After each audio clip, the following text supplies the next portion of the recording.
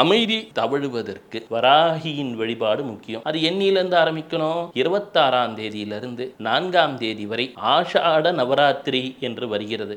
அதற்கு பெயர் குப்த நவராத்திரி என்று பெயர். இந்த குப்த நவராத்திரி ஆஷாட நவராத்திரியில மாலை நேரத்தில் அன்னை வராகியை நினைத்து சிகப்பு நிற மலர்களை தந்து பானகம் படைத்து, பானகமும் எல்லாருக்கும் ப்ரிப்பேர் பண்ண தெரியும். சாதாரண பேப்பர் கப்பில் வச்சு நான் சொன்னதை போல வராகி வராகி என்று 8 முறை அழைக்கலாம். வராகி வராகி என்று அழைத்தால் வாராளோ அன்னை ஞான வாராகிமேனு எல்லாம் வார்த்தை உண்டு. அப்போ இந்த வராகிக்கு மற்றொரு இதுவும் உண்டு.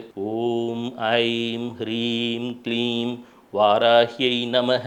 இதை வாராகி தேவியை நமகன்னு சொல்லலாம். இதில் ஒன்று யோசிக்கணும். வராகி தேவியின் மந்திரத்தில் என்ன அப்படின்னா டஹ டஹ டஹன்னு இருக்கும். மூல மந்திரத்தில் டஹன்னா என்ன? ஒரு குதிரையை போல வேகமாக வருபவள், குதிரையிலே அமர்ந்திருப்பவள், ஸ்ரீ சக்கரத்திலே 16வது ஆவரணத்திலே மரகதத்தில் இருக்கக்கூடியவள். இதெல்லாம் அதோடைய தத்துவார்த்த நிலைகள்.